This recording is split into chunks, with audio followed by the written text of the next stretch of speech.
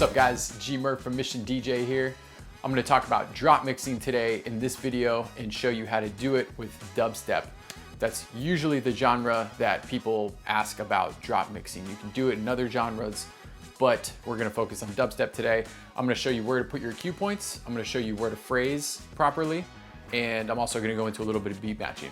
So there's several ways of drop mixing. This is just one, and I think it's the most involved and therefore the best for you and your learning repertoire, okay? Because we're gonna phrase, and that takes a few extra steps than say just finding the drop and hitting play and then getting out of the other track by just bringing down the volume. That's the most simplest way. But we're gonna phrase properly today, and you can do a decent amount more things when you phrase it properly, okay? So let me know if you have any questions and enjoy.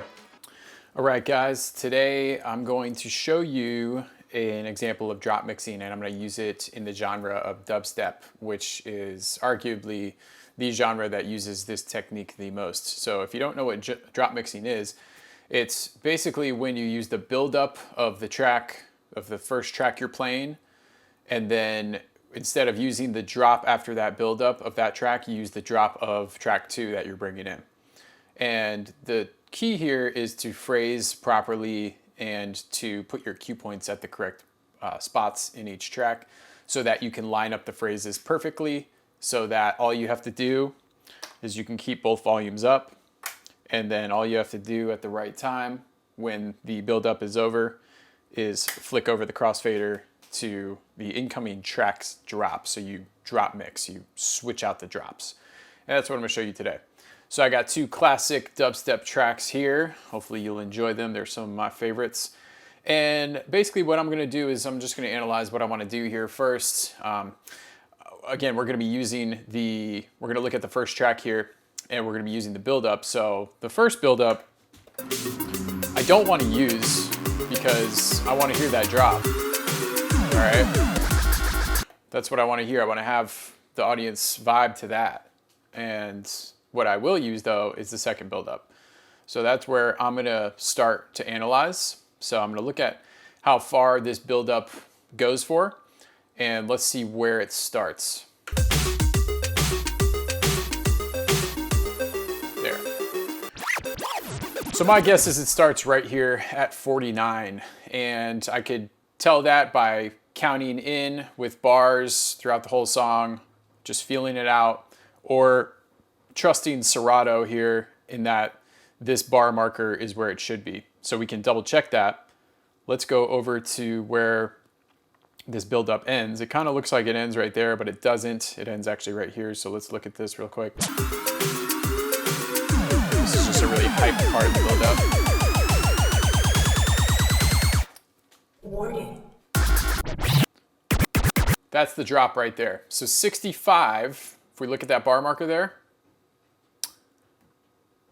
and then we got 49 right there. 65 minus 49 is 16. So that's a nice 16 bar buildup that we're gonna use. If you don't have the bar markers on, you're gonna wanna go into edit grid. If you don't have edit grid on, you're gonna wanna go into settings and click snap to beat grid. Let me know if you have any questions about that, but that's for a different video. So drop mixing, I'm gonna use this buildup here. And I know it's 16 bars, cool. What I wanna find out next is where I'm going to bring in my track 2, okay?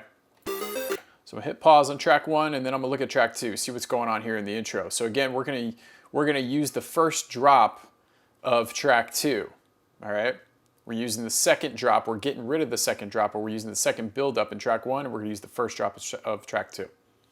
So let's listen to what track 2's got going on.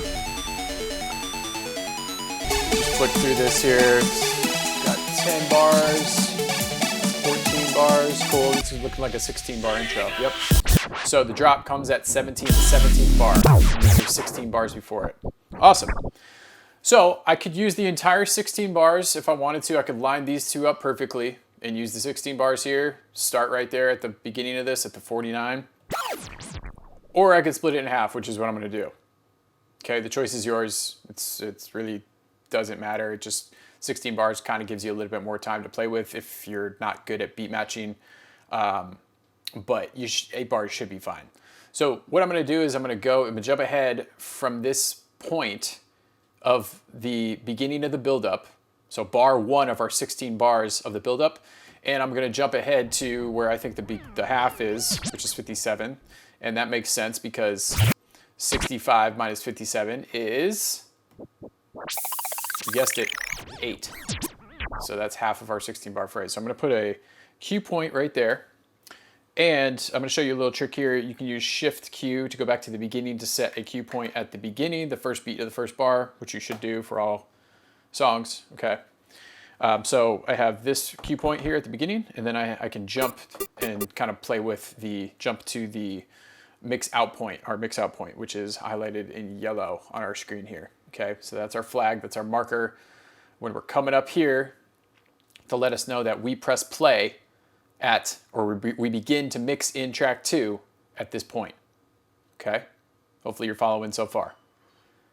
All right, next, let's go to track 2. We figured out that we have 16 bar intro. Let's go back to the beginning, mark the, just for practice purposes and getting in good habits, let's mark the first cue point there at the 1, the first beat of the first bar. And then let's jump ahead to right after the 8th bar, around 9 bars. And that's going to be our mix in point, okay?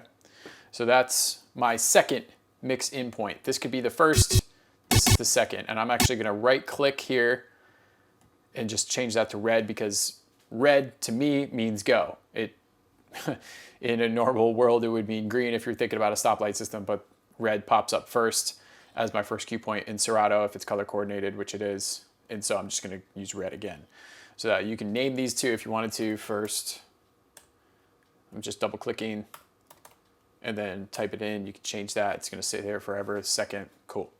You don't have to if you don't want to. All right, guys. So now get to mixing. We've analyzed our tracks. We know where we want to come in. And I'll show you what this sounds like in a second, what it looks like, but it's going to be pretty cool. So we're going to come in here at halfway into the, picture you playing this entire song, okay? The audience is enjoying it, yada, yada, yada, all the way up to the build up. And then let's start getting ready and anticipating this cue point here, okay? Make sure our BPMs are set. Awesome, good to go. And we'll just wait for that cue point and press play in the second track. What we also want to do and make sure of is that our crossfader is over to the outgoing track, track 1. And what we're going to do is we're going to basically flick it over when these two phrases are up. I'll show you what that looks like. Ready? Go. Beat match real quick.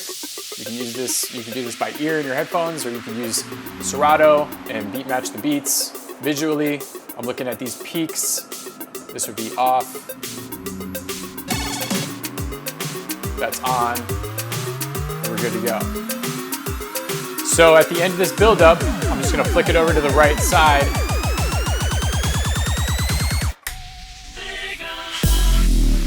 And use that drop instead of this drop. Pretty cool, right? So I'll do it one more time. Biohazard detected. So I had this track playing,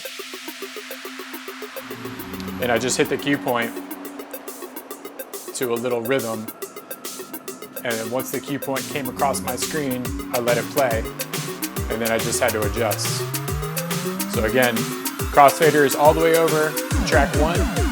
And we're gonna bring it all the way over to track 2 when we need to, right here. Boom. All right, guys. Let me know if you have any questions. Happy drop mixing.